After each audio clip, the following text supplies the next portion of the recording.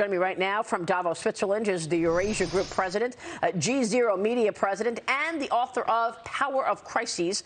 Ian Bremmer is here. Ian, great to see you. Thanks very much for being here this morning. We're going to get to your book in a moment, but first let's talk about this conflict. Russia has been dominating the conversation at the World Economic Forum. I know that. You participated in a panel on Monday called Russia, What Next?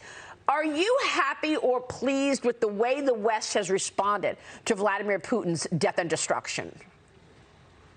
Well, it's certainly true that there's a lot more being done against Russia's invasion into Ukraine than any observers would have predicted and that Putin would have expected.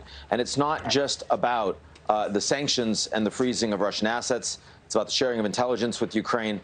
And it's also, of course, about a very significant both humanitarian and military aid package. The reason the Ukrainian government is still in place, and indeed many of the ministers and members of parliament I've met with here in Davos in the last couple of days, is because the Ukrainians are fighting so courageously. But there's no question that the support that has been provided by the West is a meaningful component of that. And the United States, I am proud to say, has been leading that coalition. I think that's a big deal, Maria. Yeah, I mean, for so many years, we've been talking about growth. Where's the growth in the world? I mean, you've said that the last 50 years of economic development has been defined by globalization. And you're right, because companies have been looking all around the world for growth. But now we're talking about the potential of a decoupling. Did you hear Larry Fink a couple of weeks ago say globalization is dead? Tell me about the three decouplings that you say are important fractures in the global marketplace.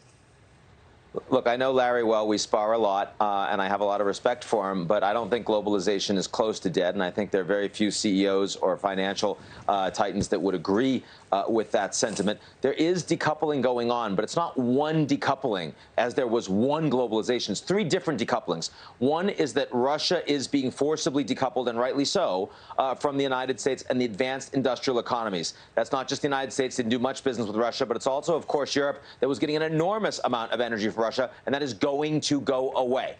Secondly, there is a decoupling between the United States and China. It is largely in areas that are considered relevant to national security. And the Americans and the Chinese define that somewhat differently, but there's still a massive amount of interdependence between two countries that isn't going to change anytime soon. And then thirdly is this grassroots decoupling that's occurring because of everybody's America first, India first, Brazil first. It's the reason why you see the Indians, when they see prices go up, say, we're not going to export wheat. The Indonesians do the same thing on palm oil. Now, that is significant. But it's not an end of globalization. It's more of a tax on global investment. It's less efficient. All three of these things added up are meaningful. It's a change in the trajectory of globalization, but it is absolutely not the end. Goods, services, people, and data are going to be moving faster and faster across global borders over the next 10 years. If it was the end of globalization, that would not be true. And you're talking about this in your new book, The Power of Crises, how three threats and our response will change the world.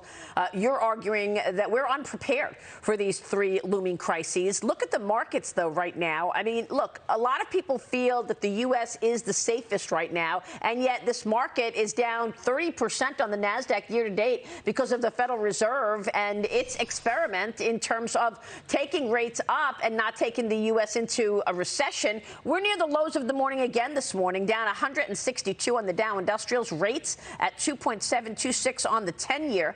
Ian, how do you see the issues around markets and business in the U.S.? Well, I'd first of all say that markets right now in the U.S., the Dow is kind of close to where it was before the pandemic hit. So on balance, yeah, you had a massive run-up. But if I take a longer-term view, I'm not feeling horrible as an American investor. Right now, I'm feeling a little more challenged as an American citizen because the United States is so divided and divisive. But let's be clear. You started by asking about Russia. That's a crisis that has created a response to strengthen institutions. You know that Nancy Pelosi led a delegation to Kiev a few weeks ago. The week later, Mitch McConnell led a delegation to Kiev. Frankly, the speaking points that they both gave on Ukraine and Russia were virtually identical. Could have been the same speechwriter. And I think that Democrats and Republicans actually hate Putin more than they hate each other. And 3 months ago, you couldn't say that.